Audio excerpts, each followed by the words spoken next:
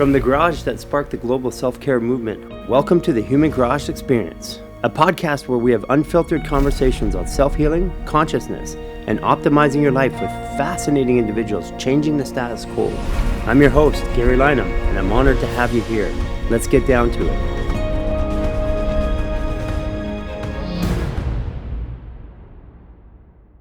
Okay. Russell, you want to sync up with me? What do we do? Okay, let's cross our ankles, right one over. This for this. Right hand underneath left armpit. Yeah, perfect. Left hand on top. Head to the left. And body to the right. Okay, good. We'll breathe in 6 times together, 3 through the mouth and 3 through the nose. So breathe in. 2, 3. Through the nose. 2, 3. It's an amazing experience to do that. Russell, I have to say that out of all the interviews that I've done, I think I'm excited about this one because I've been on the outside. I mean, watching you shift cultural revolution from cultural revolution since I was a little boy, and it's really exciting for me to be here to see actually what's behind the story. How did you start off? Like these shifts of cultural revolutions, you did things way before anybody saw it. Well, in each case, I just happened to be in there, and you could see the demand, even from the first rap record that we made, maybe the first rap record ever made. We made it because it was so obvious people wanted it. And with the comedy, those guys were waiting to go, and the poetry, there was a time in culture where these poets were starting to emerge, and you could see them in the nucleus states. You know, you could see it happening. So it wasn't, I just followed the trend. I saw these things developing. The fashion, the financial service was one that everyone needed it. Everyone needed a fintech card. They just didn't know what it was. And so we said, we'll hold their money and they'll spend it, right? So there was a financial service shift that happened, but it was obvious people needed it. I think what we want to do as entrepreneurs, some of us, is find the hole, the white space, and instead of looking around at what's good and make it better, look around at what's missing. Mm-hmm. And this shift that's happening without me, the same as rap and poetry and comedy and the same as the financial service, these things would have happened. I just happened to be lucky enough to be there and see the need. Someone else would have seen it. This is so necessary. What we're doing, what you're doing, is so necessary that you can't miss it. And so the difference, I think, between what we're doing and what some others are starting to do as well is that it's less clinical. We know that there's ancient remedies and old ideas that have been suppressed or pushed aside, and we want to bring them to the forefront. As you know, the biohacking and all of these modern health technologies are happening in front of our eyes. And so there's a shift from the sickening of America to the more healthy America and the world. I say America because there's an urban community that I've worked with in branding, a hip-hop community. They decide if it's Coke or Pepsi in America and around the world. Mm-hmm. They've decided whether it was a Rolls Royce or a Maybach car, luxury brands. They decide if it's Louis or Gucci. They have big mouths. They are 3 times more likely to be vegan than their white counterparts in America. If you would ask PETA, they would say that they were the nucleus of the shift in culture that began what was going to be a vegan revolution. Wow. Of course, you know that they're spending a ton of money now, the factory farming and the agriculture industry, to offset what was a vegan revolution. And so it's still happening, but it's being offset by all the money. And as we know, the research belongs to the researcher. So they're spreading misinformation. But the fact is that revolution was on its way, and it was in part because Jay-Z went vegan, because Beyonce went vegan, because Kevin Hart, because there's so many stars with big mouths who spread this idea to the world. And even before that, there was a cultural shift happening in the black community because they're so sick, right? They're so much more likely to get diabetes and to have heart disease and to have all of these things, maybe 3 times more likely to have diabetes. And so all of these sicknesses, there's a segment, maybe 8 or 9% of the black community that's vegan or vegetarian, as opposed to what is maybe 2 or 3% in the mainstream. Yeah, 4 to 5 times greater. Right, so this is a huge community full of conscious people in regards to health, maybe because they're forced to be. Why do you think They don't trust the pharmaceutical industry. That- they don't that is trust true. so they don't trust, what's been given them. Remember that they were sold cocaine by the government, that they were given syphilis by the government, that they were treated. There were things done covertly to every single civil rights leader.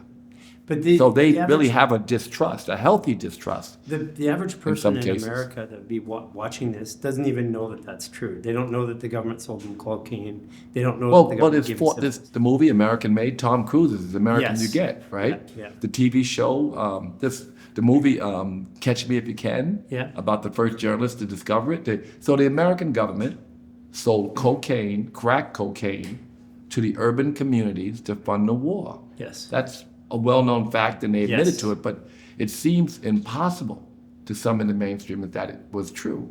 But it's a matter of record now. Like I said, 3 movies and 2 TV shows about this period in history. And I would argue that the Caucasian white kids growing up today, they have a different version of history. Because I mean, I've experienced it myself. I've experienced the fact that the history that people are young or talking about today doesn't match the history that I lived. Well, the history belongs to the. I mean, if you create American, people are saying now they want America to be true American, but the Native Americans are left out of that dialogue. That's not left out of the discussion. That reality is throughout history, right? We've always had the conqueror or whoever the victor is to rewrite history. But there is no doubt, you can go watch, there's a great show that John Singleton, he's one of the reasons I built this hotel. John Singleton did called Snowflake, about 8 episodes or 10 episodes on FX. No, 3 seasons, 10 episodes, and it's called Snowflake. And it's about how the original crack cocaine started in the American government's underwriting these giant drug dealers and giving them the drugs and so forth. And so the CIA did that. That's obvious. Yeah, we actually know that this public record. That's public record. Yeah. We know that all of the black civil rights leaders that were gone. There's some proof about most, but some just speculation. But it seems that every person of color who's gone against the American system has been assassinated, and it seems there's always some speculation, if not proof, that it was done by the CIA. Yeah.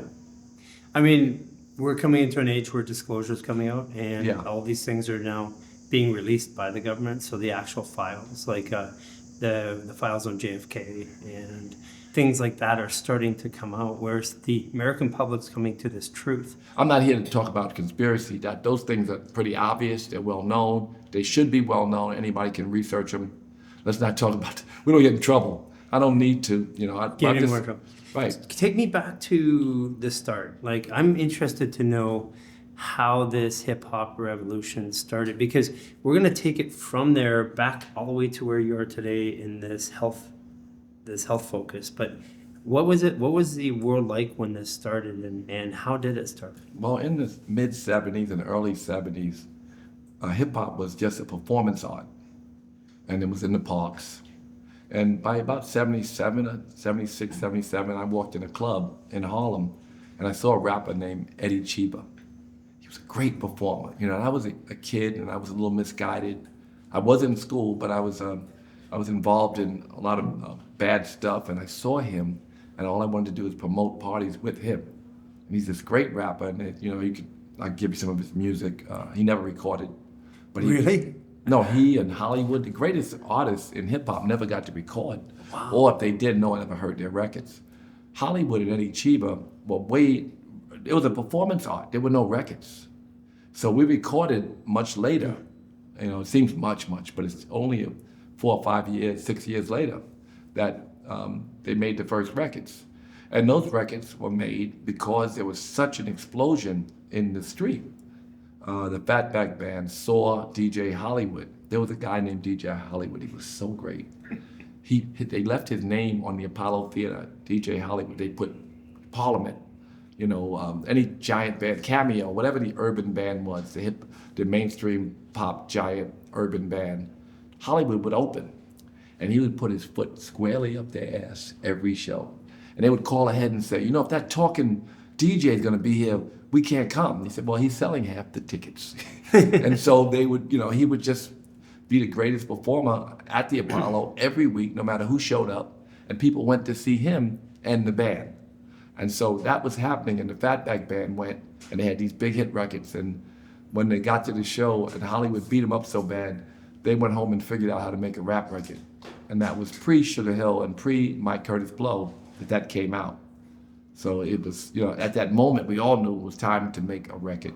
Did you intuitively know that you had to make records? Because that's a big jump from you weren't in the industry, all of a sudden you're creating a label, you're in the industry. Well, the label came a few years later. I produced a few records, and by 1982 and early 83, I released the record I produced, Run DMC, my brother. Yeah. So Run DMC, and those records came out.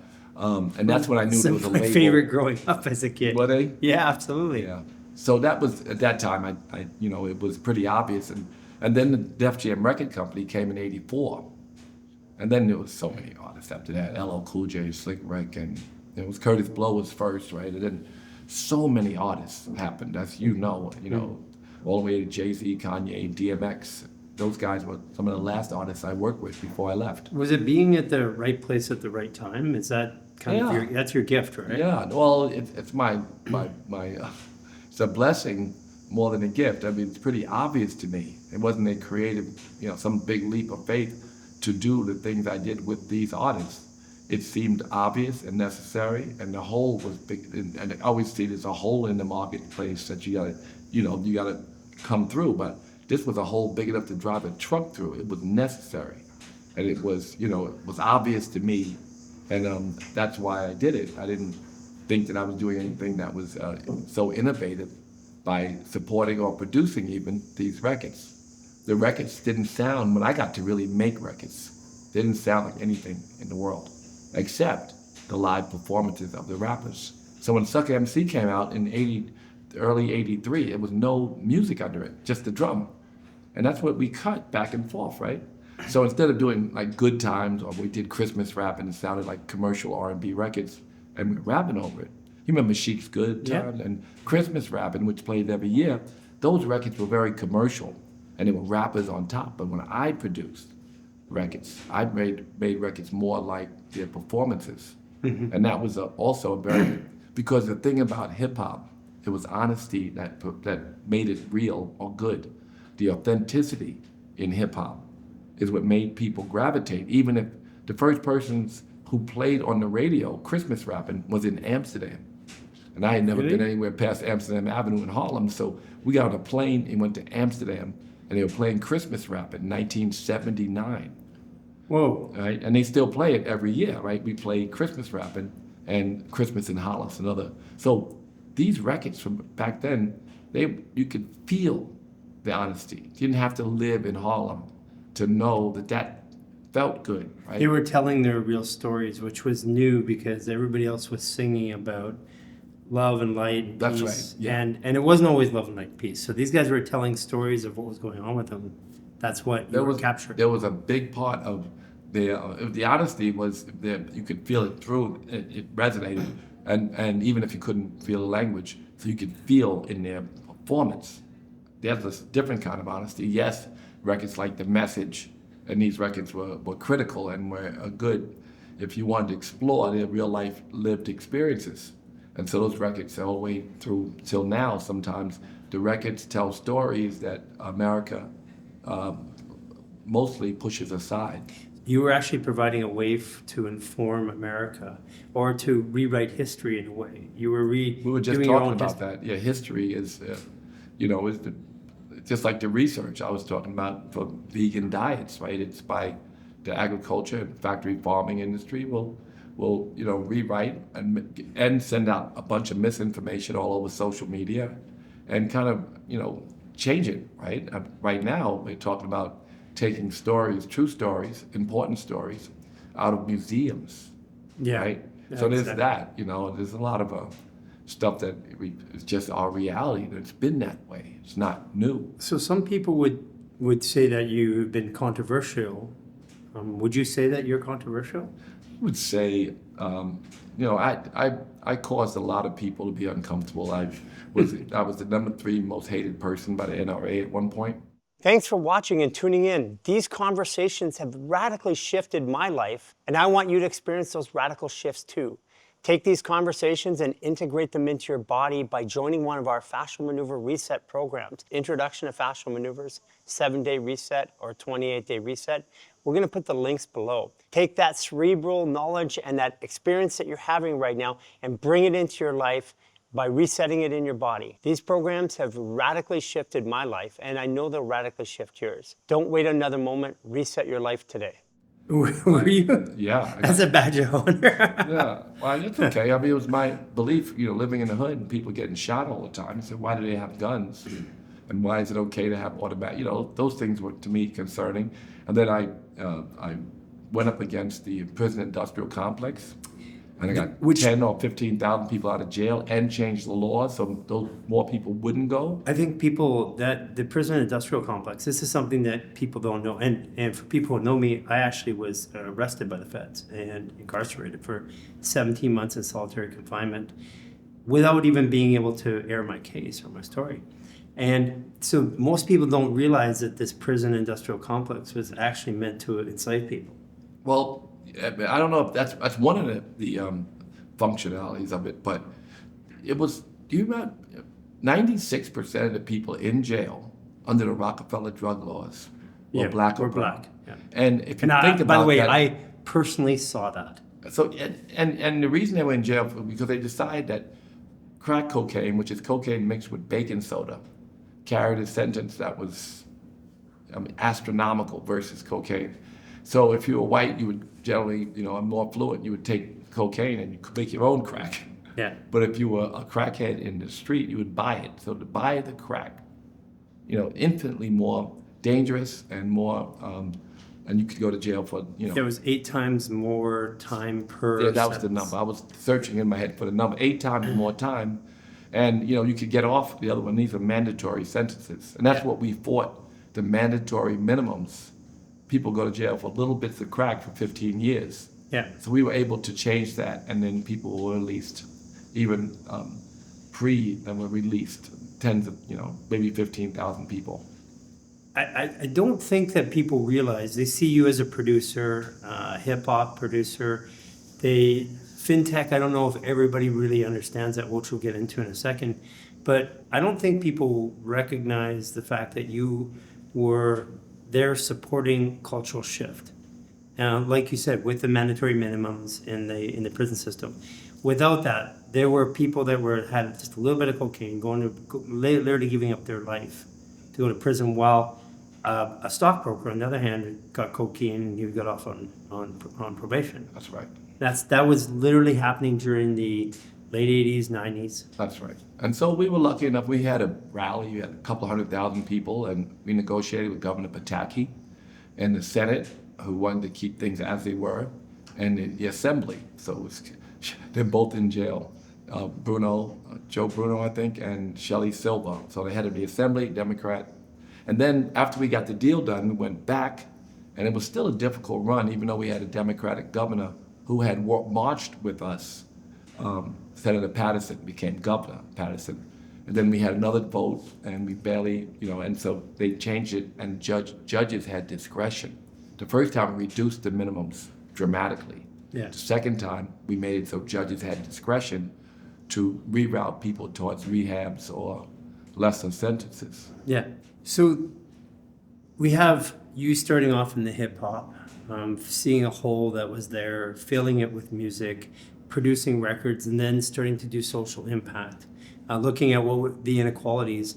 And a lot of these inequalities were actually sung about too. So they were. Yeah, of course. There were lots of songs. I had a band called Public Enemy. Yes. That talked a lot about, and they started a whole kind of shift. There was a moment where so many bands took on the system, to challenge it and talk about better ways forward. Public Enemy is one of the reasons the Million Man March had 2 million men come to repent to change their lives. Tell me a little bit more about that.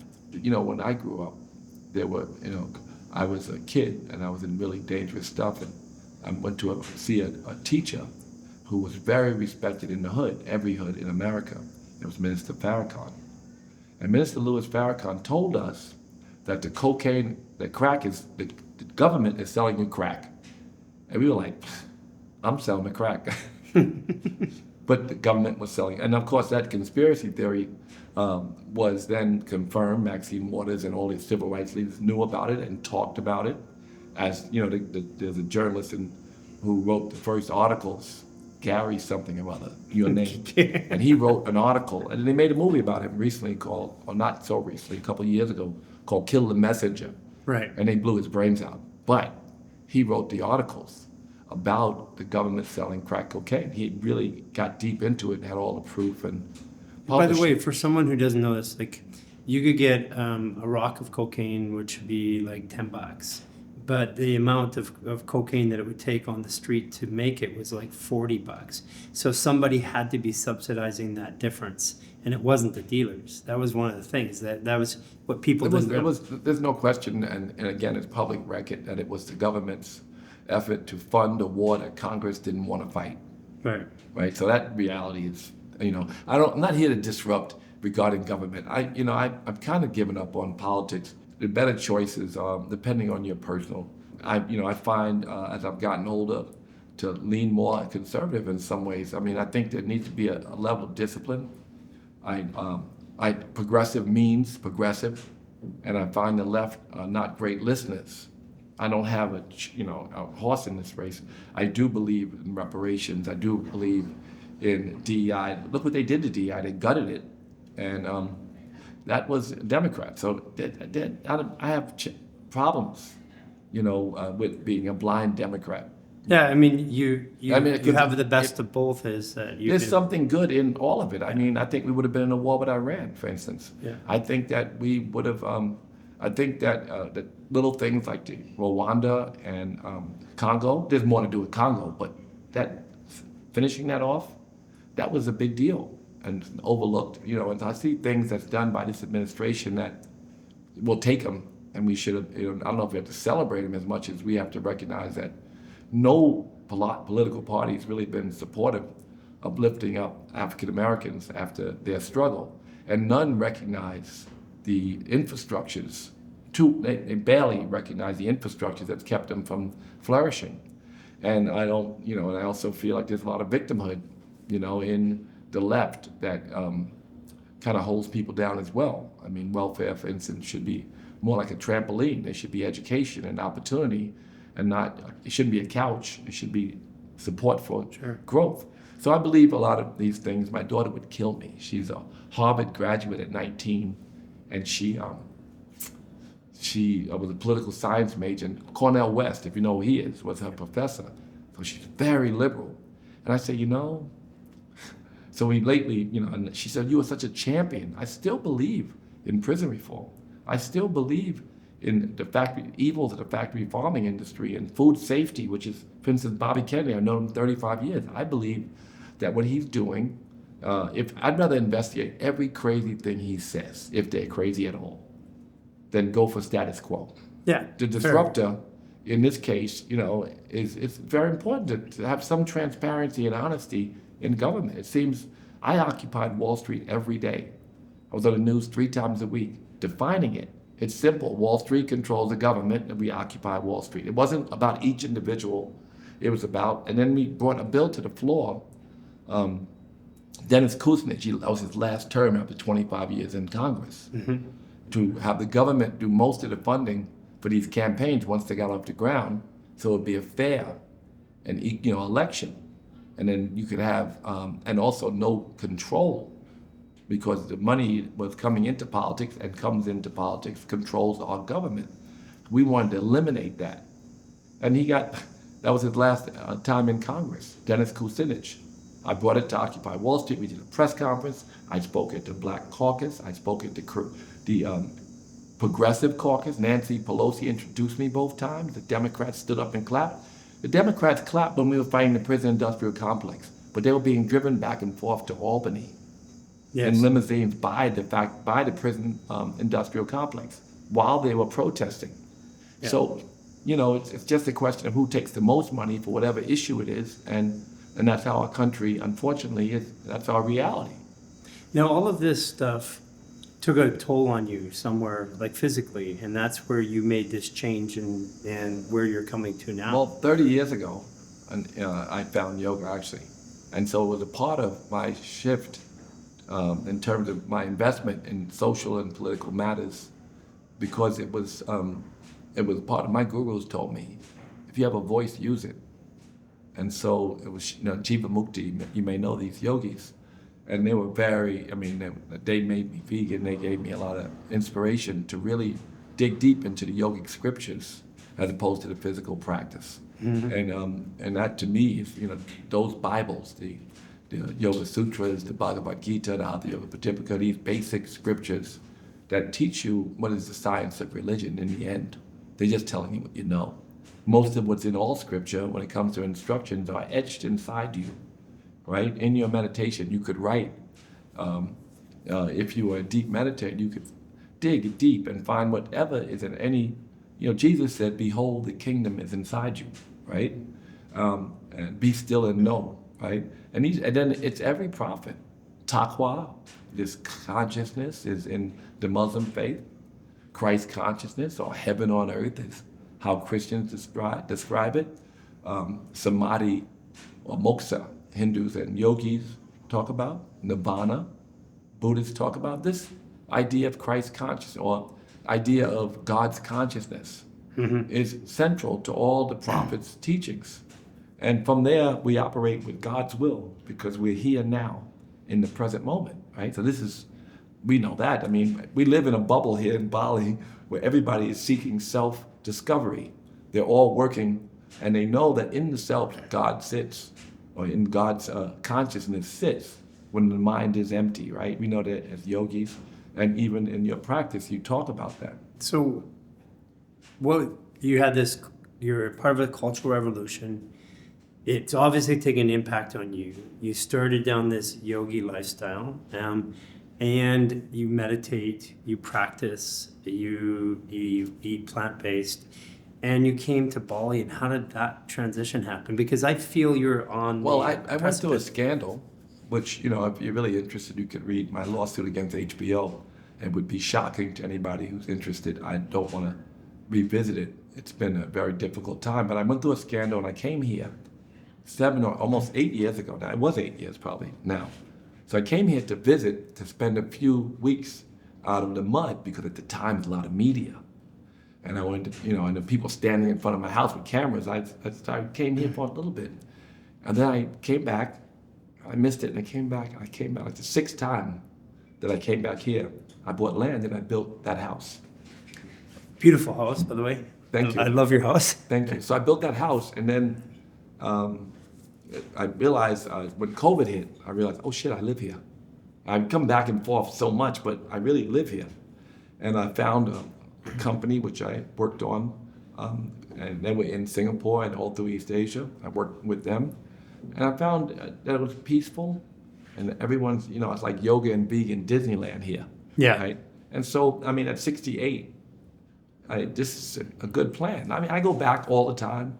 I go around, I travel, but living here seems to be the right space for me, fit.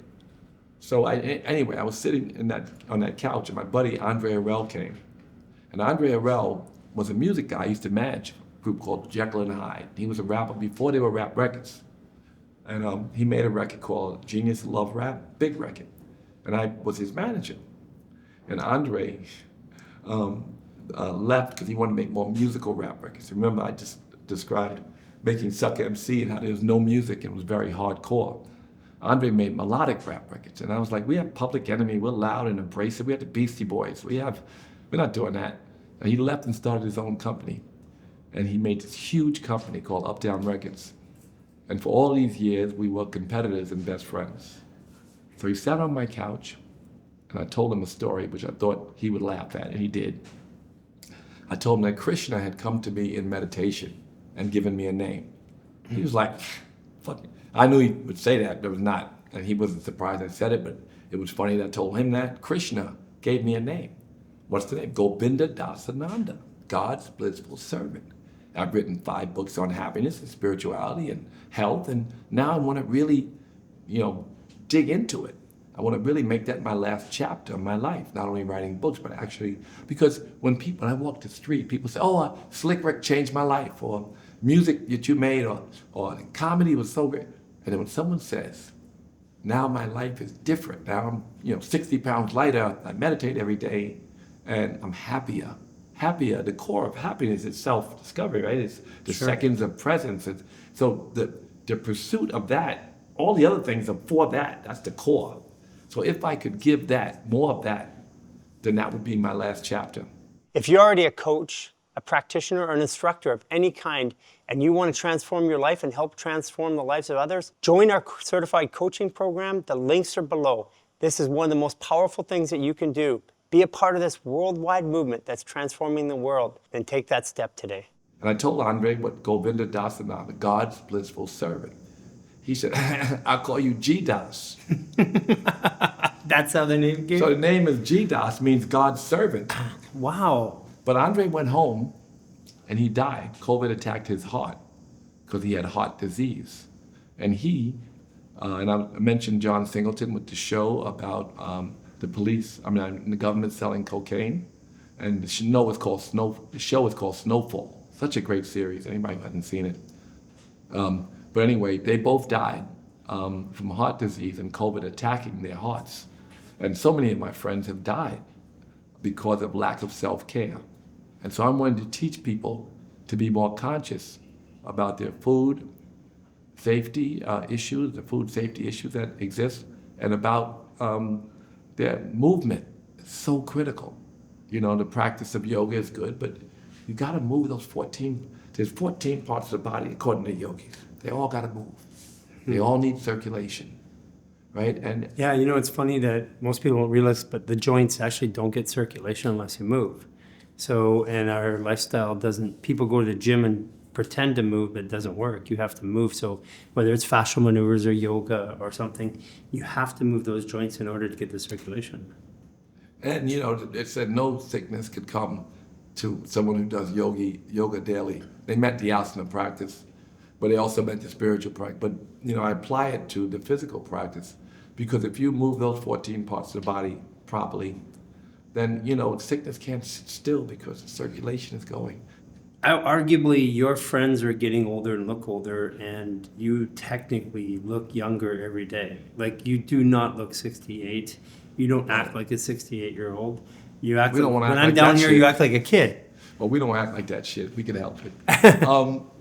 This idea of aging in this new world may change, because when movement's important. If you're 50 and you start moving, you start doing your fascial removal programs, and it's very easy, right? You can start to move, and you'll see how you feel in a few weeks. And how you feel is how you start to look. And so with all of the things that we have here, stem cells, and we have ice baths and hot baths, and we have infrared and normal saunas, we have oxygen bikes, we have salt rooms, there's all these toys here. There are more coming. These things are, there's always a hack for all of them. You don't have to have, a cryotherapy machine. That's why they have an ice bath. They're cheaper all the time now. So there's so many things you can do to promote circulation in the body. And if you do that, by the way, your endorphins run.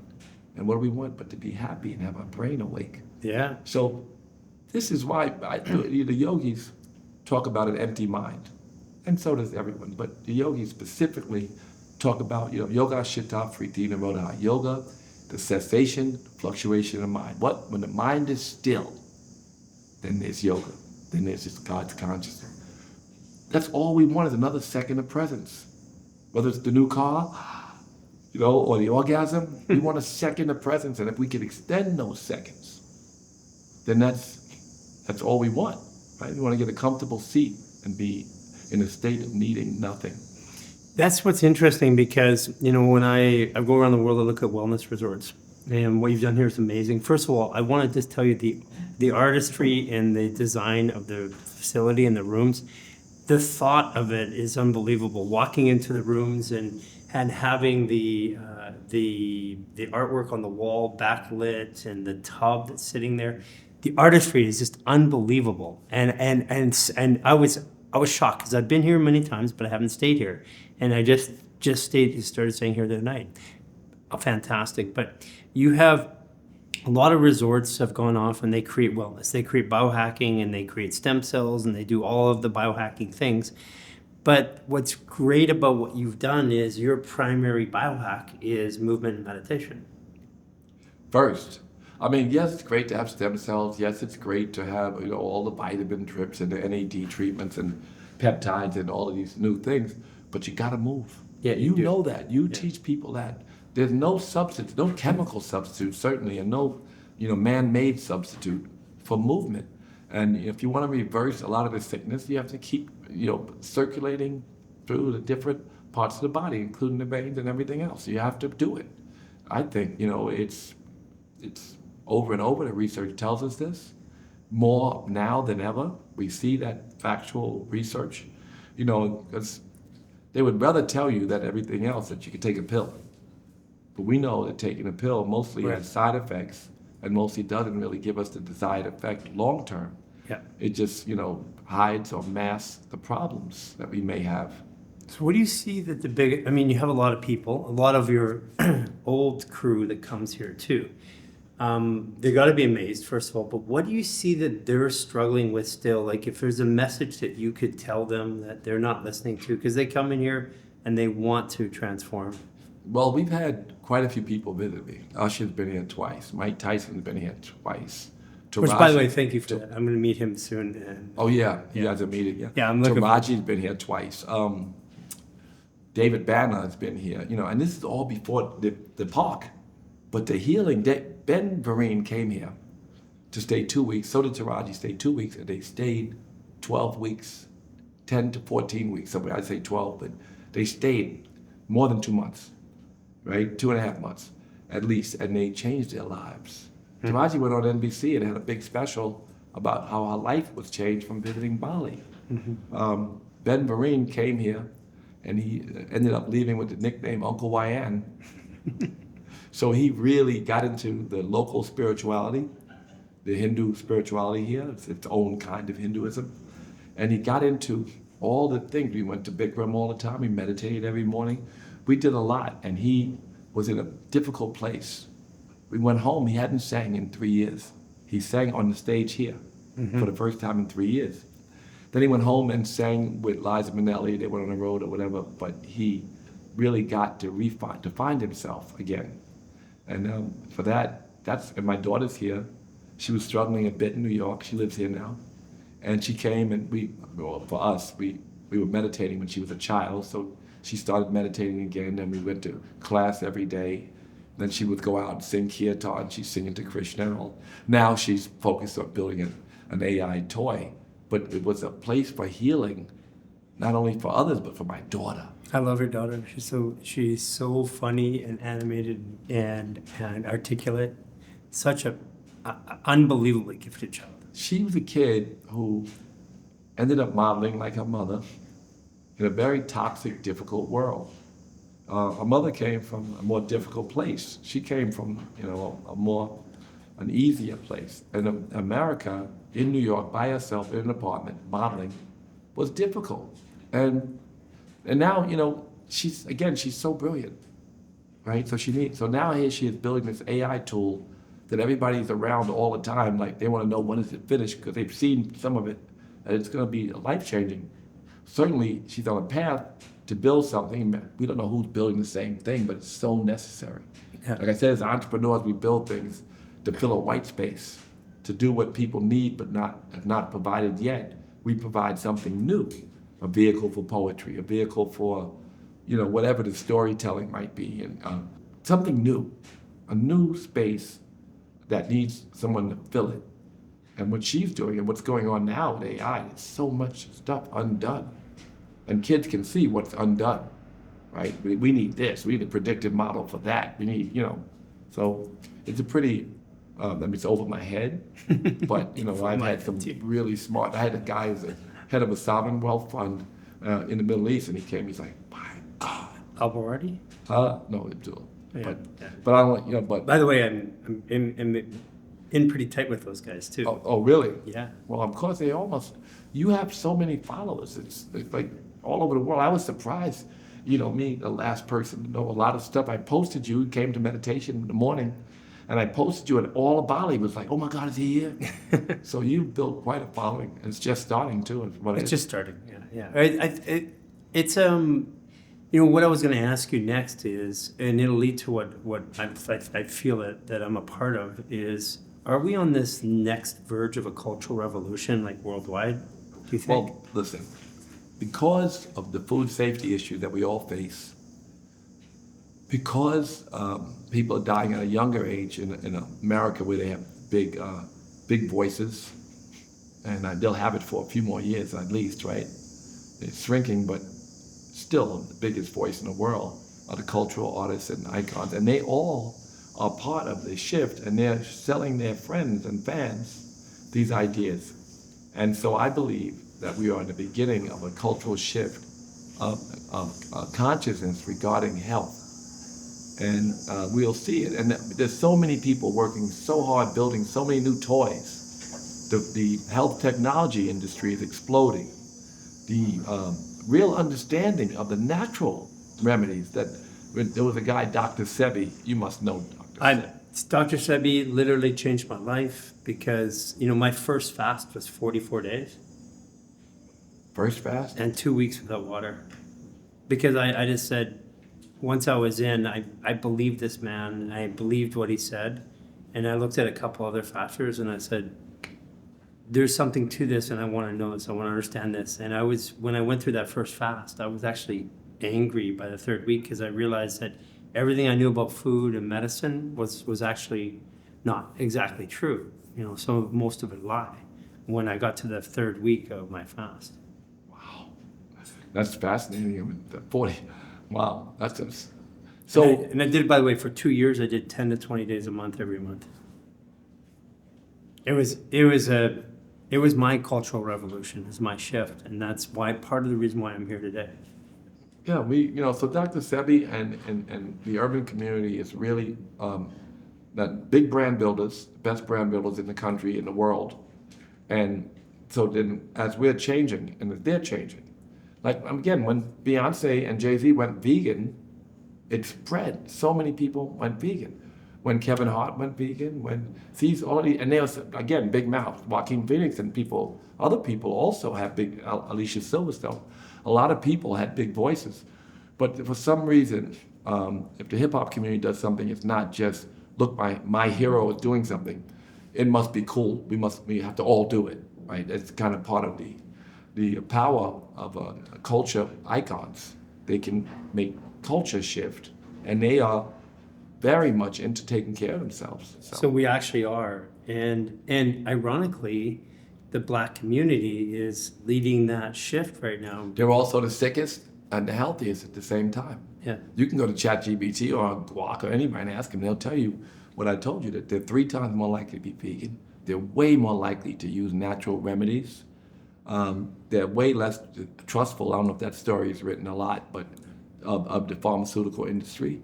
Yeah. And so there's a percentage of them that have gone the other way. You can imagine if your community is really sick, you could be one of those who want to change the narrative or want to change your life. And that's what a lot of people in the Black community have done and are doing, and it's spreading far beyond them, right? This health revolution is happening in all sectors of our communities, right? And everywhere. Right? I mean, you go to Singapore, they're opening spas like this everywhere. Yeah. Right? Yeah. They are, but where clubs were. But they don't. You know what they don't. You know what they're missing. What they're missing is you have your heart in here, and you can feel it when you walk through here. It's the artistry, it's the heart, it's the feeling, the attention to detail. I find that people make places look nice and wellness, but they're missing the heart of it, because it's a machine that does it, not a person. Well, that, for them, it's a business. And for me, it's a passion. Yeah. And for some people, it's a passion and a business. And maybe they just are not as passionate as I am. I really, really believe what I'm doing is the nucleus of something much bigger. In other words, GDOS can be built many places. We've already talked to Saudi and Dubai, and we could build it anywhere. I've seen ideas that have been inspiring. I've seen 24-hour spas that where there's pods in them, you sleep, Yeah. right? I've And seen in those. China, they're big, right? Yeah. I saw it, I was like, could you imagine that? And I can tell people because they won't do it before I'll do it. But you can imagine these beautiful spas. You press in them like a giant first class. You have a chair and a bed and a TV and a little closet. It's tiny, but it's big, right? And you get out and there's water everywhere. And there's, it's like you live in a spa. And then there's the vitamin drips and there's the stem cells and there's the peptides and the NAD. And, it's a place, if you visit a city, you could stay there a night and it would be very high end and it'd be, because when people come here, they come to work. They come here to biohack, to work out, and to work. In the middle of all these great conversations, sometimes you still need to take a minute to stop and breathe. Let's do that together. We're going to breathe 3 times through the mouth and 3 times through the nose. This is going to activate and rebalance your parasympathetic nervous system so you can absorb more. Breathe in with me through your mouth.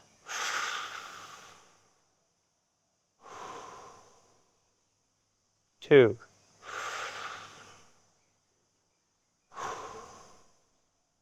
3.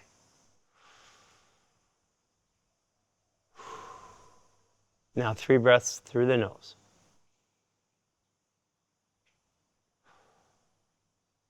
2.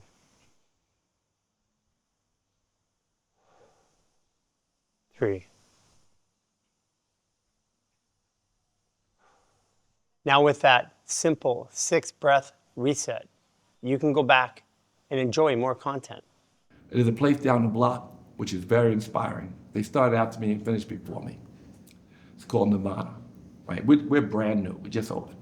Nirvana is 1,000 kids that are members, and every day to walk on, they sell out and they keep expanding. They don't just do it themselves, they keep expanding.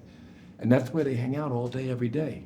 And all these kids are in great shape. And these are kids who maybe some come to recover from drinking, but most are shifting away from alcohol and club behavior.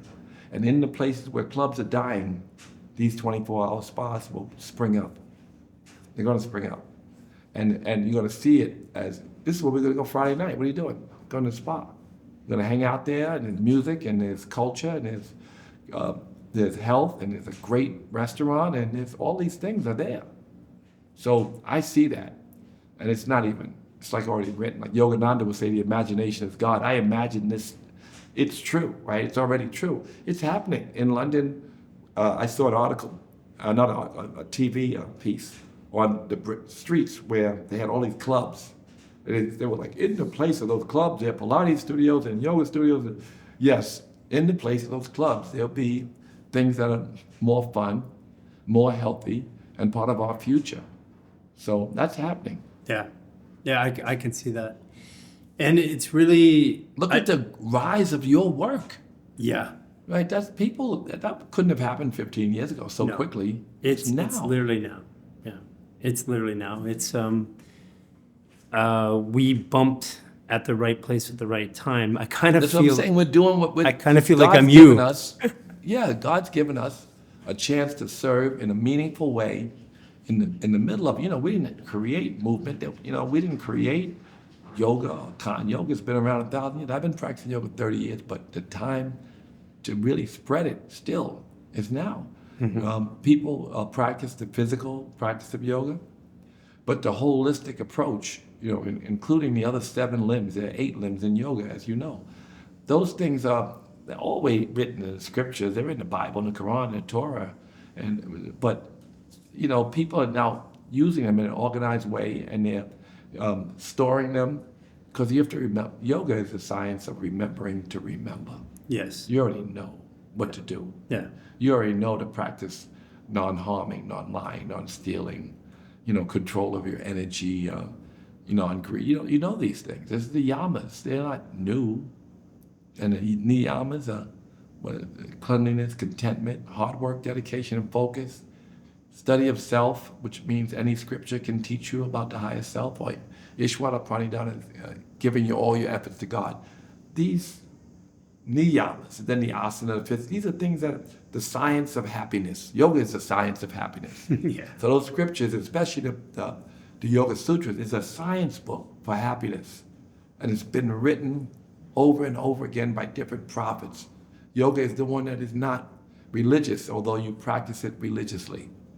So for me, I did something called a Foundation for Ethnic Understanding for 25 years. And I brought imams and rabbis together all over the world for partnerships. I remember this. And yes. even in Israel, we had imams preaching in synagogues and rabbis preaching in mosques in Israel.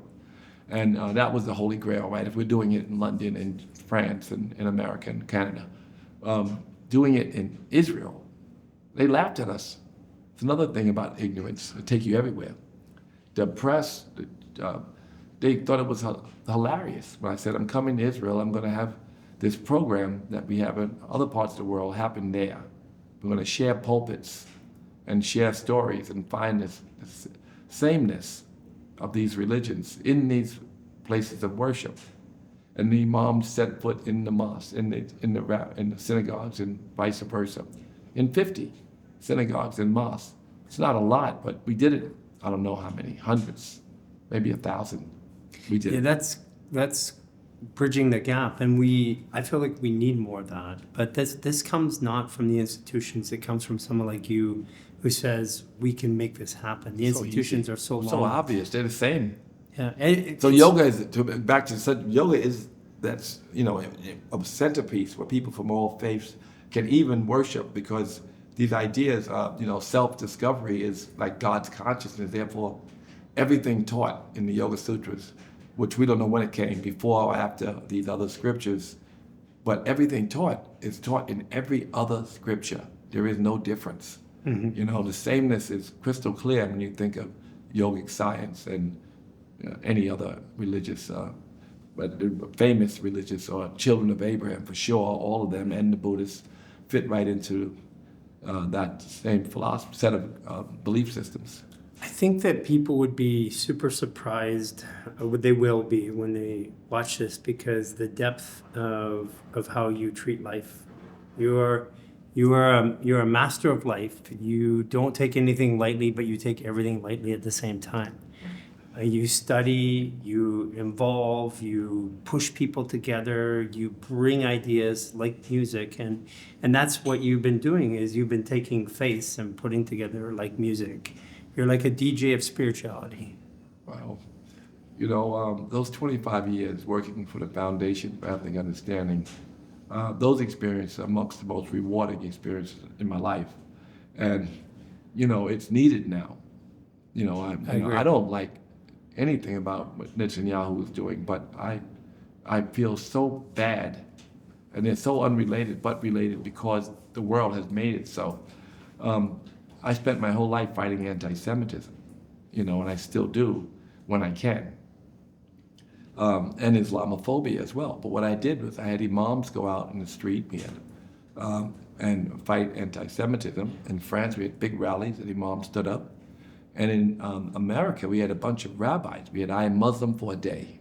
Remember that rally? I do remember that. So I Am Muslim. That was really cool. Yeah, we had I Am Muslim for a Day. It was run by rabbis. I got the rabbis to do it. Imams came, but the rabbis marched. Yeah. I Am Muslim for a Day. And that sameness has to be promoted. And we are now in a very polarized society. And it's easy to have us not like each other or not love each other. And it works out. Right? I mean, why was Dr. King killed? Because the sameness of underserved communities was at the forefront of his next mission.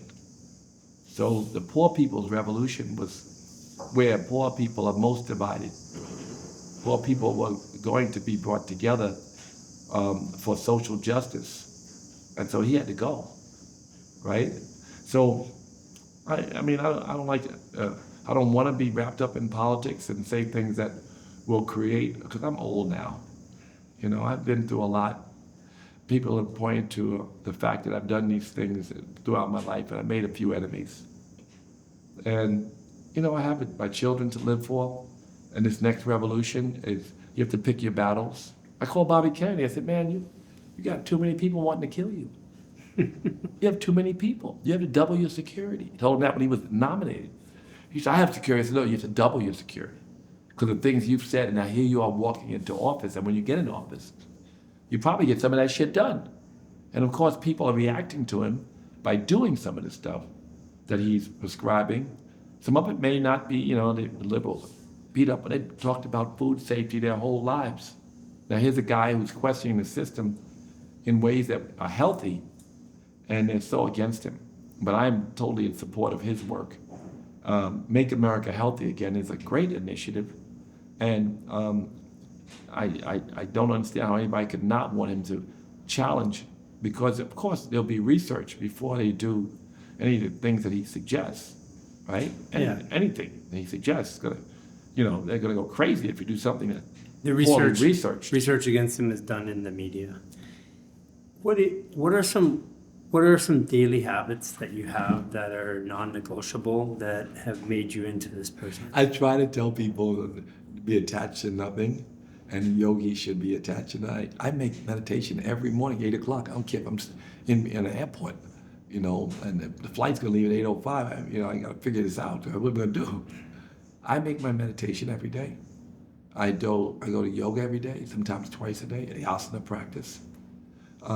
You know, a couple times a week, I go out and sing to Krishna, I go dancing. Mm-hmm. And I, you know, hold space for people. You're bed early too, right? Huh? You go to bed early too, right? What's that? You go to bed to sleep early? Oh, I go to bed early, yeah. But you know, I mean, recovery for this chapter in my life, I'm still on the phone quite a bit. And so the middle of the night is American time sometimes. But I you know, I try to go to bed early and get my rest and sleep. Yeah, it's very important. And it's something I recommend to everyone, that they figure out a way if they have to. There's many books on, many philosophies on practices that help you sleep, but you should really dig into them and make sure which ones work for you. They probably all work, right? If you do a little bit. A little bit of everything, yeah. Yeah, you know, when I first got here and I was suffering a little bit, I couldn't sleep, and I went to an herbalist and she gave me these pidu leaves. What kind of leaves? Pidu leaves. We have that building is called pidu. It's brain food, but if you use a lot of them, they're sedatives. Wow. Sleep like a baby, yeah. That's something to do. And in America, they have different names for them all over the world. Dr. Sebi prescribed them. In America, they call Centena asiatica the ingredient, and they have pills. But the pidu leaves, brilliant because they're brain food. I slept so deep when I met the herbalist. After I went to her garden and she picked them up, put them in a bag, said, put these in your salad. You know, and I was very skeptical. And I slept like a baby. And then I realized that pidu leaf was not unique to the Balinese scripture, but it was all over the world with different names. I've got to try this now. With different names. Yeah. That's amazing. Yeah, you can go right now. And on the tables, some of the plants are pidu leaves. Right on, edible plants. Yeah. So I'm excited about this next chapter. I'm excited. I really have been... We're parallel. You know, yeah, we're running getting to know you. It's been fun. It's been exciting. It's every minute around you is like something happening that feels great. You have attracted people. Whenever you come, there's someone that needs to meet you. I guess that's everybody. Yeah. So if there's a yogi here, they're like, oh my God, I want to meet him. Like Baron Baptiste was here. And oh my God, I want to meet him. And you know, that the biggest influence in the entire world, their managers are here. They're excited to meet you. And just people come around when you're here. It seems like that they... Well, so it's either, I think they're happens coming not here with for me. you. I think there's a magic here, and that's why I want to keep coming back. Well, I'm glad you're here. The magic for you, the people that you meet here, that you created, you know, it's your energy. But it is, I see it, you know, it's special, and I see that people are aligned with this parallel race to save people. Yeah. I mean, as Americans, we really, really see the amount of obesity and sickness. and the food poisons, and these things are prevalent and need people to pay attention, and we are here to wake them up, to help wake them up. And that it's going to happen with us or without us. Like I said about the rap records, I made Christmas rap and there were no records. Yeah. But there were 3 others that was simultaneously coming out or being made, right? So it was time. We're at the right place in the right time. That's right. It's time. There are many people building wellness resorts and hotels. People come here like top hotels, and they want to know how many rooms I have. What about my medical facility? Yeah. Right? They don't know that the rooms become more valuable because of the medical facility.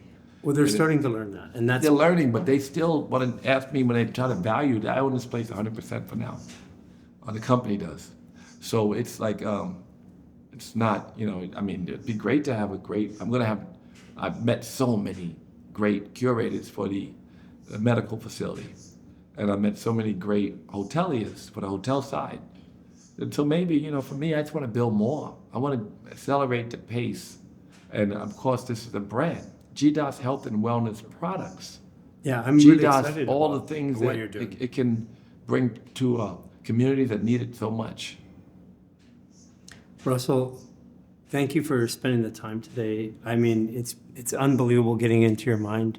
I've been able to talk to you socially, but to really know the story behind you and how much you care and how much you want to make a difference in the world, it makes me want to do more with you. So I'm super excited about where this goes. Thank you. Thank you, Russell. Thank you for having me.